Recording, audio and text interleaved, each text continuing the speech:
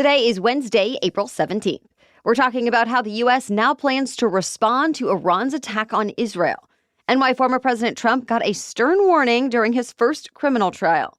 Also, where Americans are cleaning up from tornado damage as the severe weather danger does continue. Plus, how a piece of the International Space Station ended up crashing into a Florida home. What kind of jobs are making a comeback with Gen Z? And what game show NFL star Travis Kelce will be hosting? Those stories and even more news to know in today's episode. Welcome to The Newsworthy. All the day's news in around 10 minutes. Fast, fair, fun, and on the go. I'm Erica Mandy. Thanks so much for being here. You ready? Let's do this. The White House says it now has plans to hold Iran accountable for its unprecedented attack on Israel. But instead of attacking Iran in retaliation, the U.S. is imposing sanctions.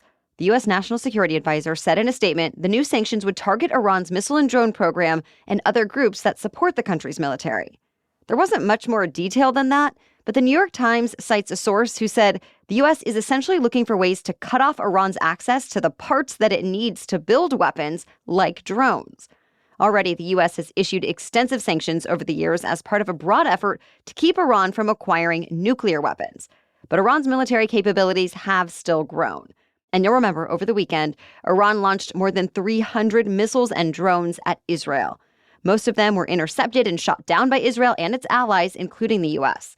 But it still sparked fears of a larger war in the Middle East. So on top of sanctions, the U.S. Treasury is preparing.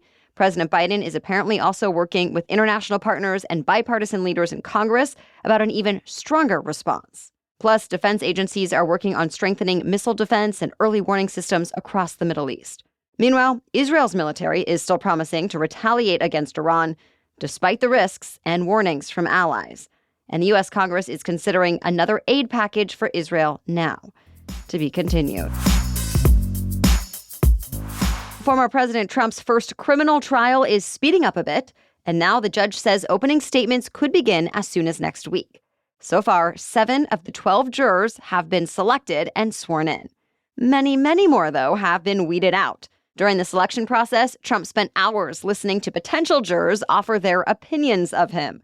And his lawyers picked apart some of their old social media posts, looking for any indication they might have a bias against their client. At one point, the judge reprimanded the former president for visibly and audibly reacting, accusing him of trying to intimidate jurors. Remember, in this case, prosecutors say Trump orchestrated a scheme before the 2016 election to pay off an adult film actress to keep her quiet about an affair. And what made this illegal was, they say, Trump created a false paper trail to hide the true purpose and source of the payment. But Trump says he is innocent and he has pleaded not guilty. Jury selection is set to continue tomorrow. Since the court is not in session today, former President Trump is expected to return to the campaign trail. President Biden is already on a campaign swing in Pennsylvania now. Change of plans for a big controversial road project through the Alaskan wilderness. The original plan was for a 211-mile industrial road to be built, allowing access to a large copper deposit worth $7.5 billion. The issue is that copper deposit is buried under ecologically sensitive land. So for years, opponents have argued it would threaten wildlife and Alaska Native tribes that rely on hunting and fishing. And then the Interior Department apparently agreed in its analysis that an industrial road would hurt the environment and tribal communities. But supporters say it was actually an environmental venture, since the copper thereafter is critical to make wind turbines, as well as transmission lines for wind, solar, and other renewable energy. The Trump administration first approved a permit back in 2020, and Alaska's 2 U.S. senators and 1 U.S. House rep all supported it. But now the Biden administration seems to be undoing it and is reportedly saying not going to happen. That decision is expected to be formally announced today. This week, federal regulators finally issued new protections for miners that were actually recommended half a century ago. Because of these protections, mining companies will have to limit the concentrations of a type of dust that's been known to cause deadly lung illnesses. Both mine safety advocates and industry groups generally support the rule change, but they do have different opinions about how it should be enforced. For example, mining trade groups argue the requirements are too broad and too costly, while miners' advocates say the requirements don't go far enough, since companies are largely left to police themselves. Those disagreements are apparently just part of the reason this regulatory process has spanned 4 presidential administrations. Over the years, officials have blamed competing priorities and politics for the slow progress. And unfortunately, during the years of delays, rates of severe black lung have surged, especially among minors in their 30s and 40s. Now, the new rule adopts exactly what was proposed back in the 1970s. Plus, workers will have to get access to regular medical exams. It will fully go into effect over the next couple of years.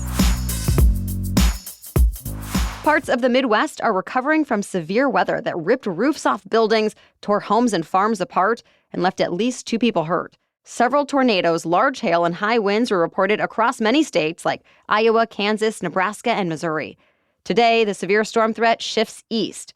Thunderstorms are expected across parts of Michigan, Indiana, Ohio, Kentucky, and Tennessee. And they could bring more tornadoes, heavy rain, hail, and so on through this evening. The Northeast could also get some soaking rain, though it's not expected to be severe. More news is still ahead, but first, this episode is brought to you by ZocDoc.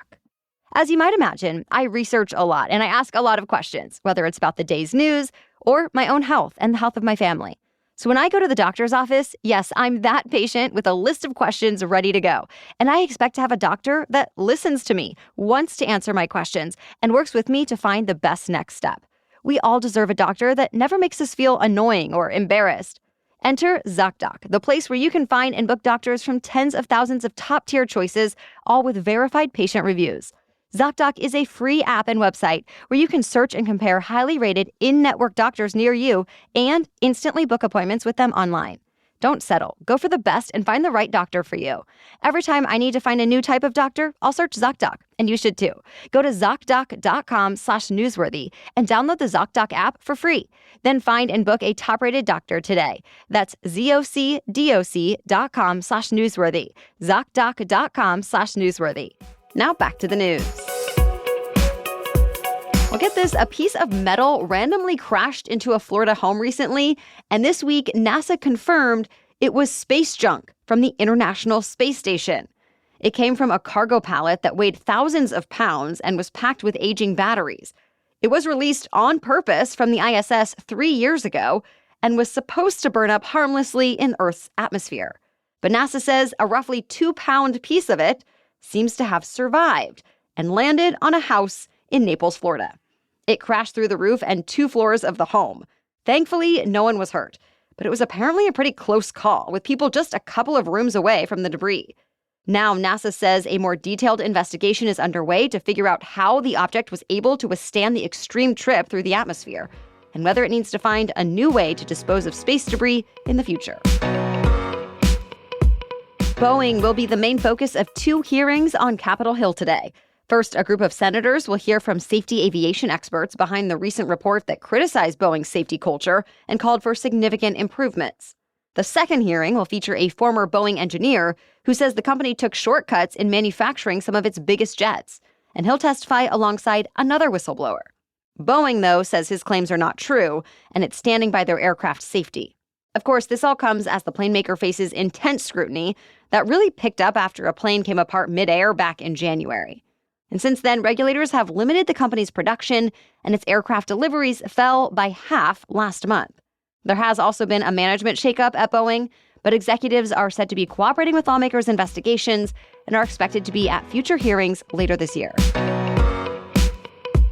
Amazon Music is the latest to embrace more artificial intelligence. This week, it announced an AI playlist generator called Maestro. It allows customers on both Apple and Android devices to create playlists using just spoken or written prompts. So those prompts can include activities, sounds, or emotions. They can even include emoji. Within seconds, an AI-generated playlist will pop up that will apparently match your prompt. People can then save their playlists and share it with friends. It's all pretty similar to Spotify's AI playlist, which was rolled out to select countries earlier this month. For now, Maestro is in the testing phase, so it's only going out to select free Amazon Music users, as well as subscribers and Prime customers on the Amazon Music app, though the company says it will be expanding over time. Football star Travis Kelce is beginning a new side hustle as a game show host. The Kansas City Chiefs tight end is set to host a new spinoff of Are You Smarter Than a Fifth Grader? This version is called Are You Smarter Than a Celebrity? And yes, it will be full of celebrity cameos. Each game will welcome a contestant who can work with a classroom full of celebrities to help them answer questions, all pulled from elementary school curriculum. And there's a $100,000 prize on the line. Kelce says he grew up loving game shows, so he's excited to be hosting his very first one. This expands his profile even more, since he's already popular as an NFL player and podcast host, and has become a household name since he started dating pop star Taylor Swift. Are You Smarter Than a Celebrity is set to air on Amazon's Prime Video. As of now, though, there's no release date set. That's it for the main news today, so now it's time for Work Wednesday, when we break down one interesting career or work-related news story every Wednesday. But first, a quick thank you to our sponsor, Honeylove. All of us have those certain items in our closet that you pick over everything else, right?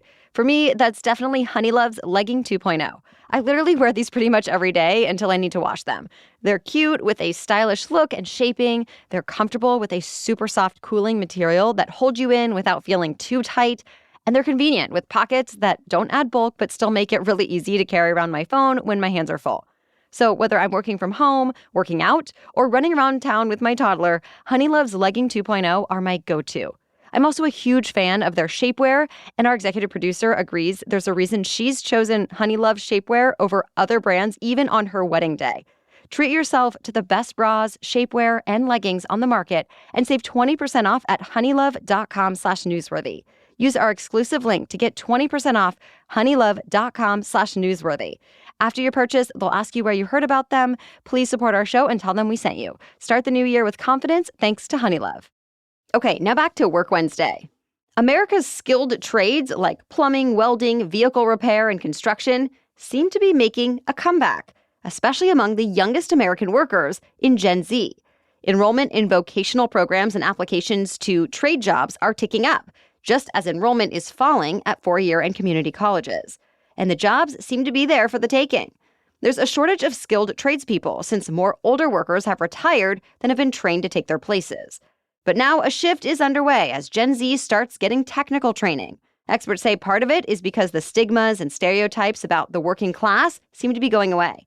But also there's the rising cost of a four-year degree and the rising pay for trades jobs. The U.S. Labor Department says a good number of them pay at least $80,000 or even close to $100,000 a year, no college education required. And several of those jobs are expected to see even more growth over the next 10 years. Thank you so much for joining us today and for sharing the show. It really helps us out when you let others know you listen and encourage them to give it a try too. Thank you so much for all of your support. We'll catch you up on more news to know tomorrow. Until then, have a great day.